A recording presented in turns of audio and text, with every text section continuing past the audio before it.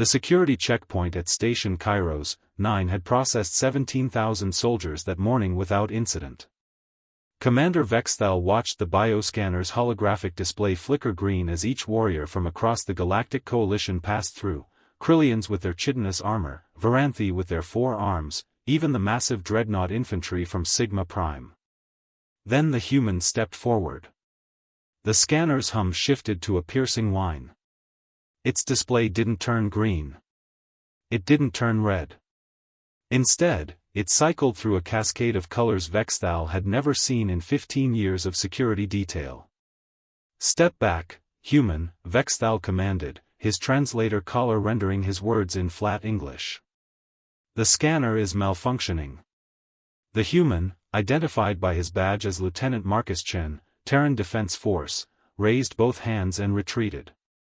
"Sorry, Commander. Should I try another scanner?" Vexthal activated 3 backup systems. All 3 produced the same chromatic seizure the moment they focused on Chen. The other soldiers in line began murmuring, hands drifting toward sidearms. "Wait here," Vexthal said, summoning his technical specialist. Engineer Prilexei arrived within moments, her 6 eyes widening as she studied the readings.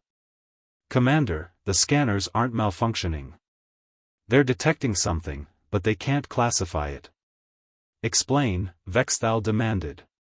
"The bioscanner identifies weapons by reading neural patterns, cybernetic implants, chemical signatures, energy fields, anything that marks someone as armed. But with this human..." She gestured at her datapad, confusion rippling across her features. "The scanner detects a weapon signature, but there's no discrete weapon. The signature is coming from everywhere. From him." Chen shifted uncomfortably. "I'm not carrying anything prohibited, sir. Standard issue sidearm, sealed in my cargo with the armory officer's authorization." Vexthal studied the human more carefully. Humans were relatively new to the Coalition, their planet having achieved faster-than-light travel only 2 generations ago.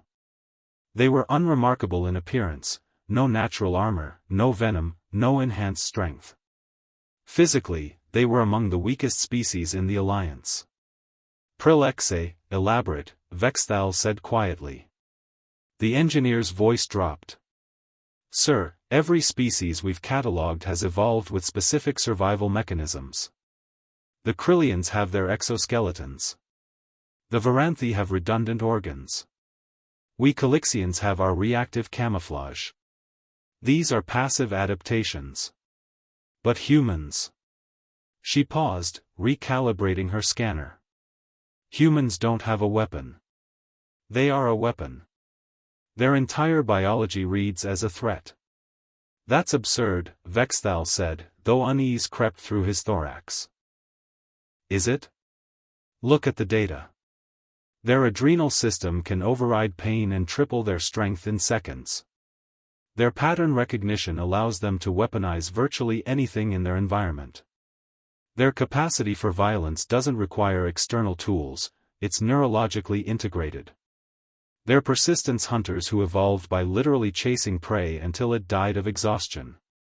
And their psychological profile." Prilexei's voice wavered.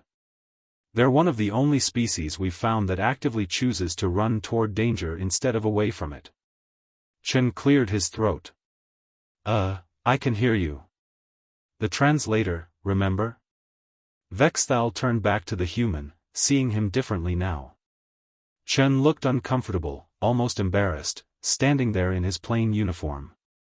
But the scanner didn't lie. It had identified something fundamental, not a weapon this human carried, but what humans fundamentally were.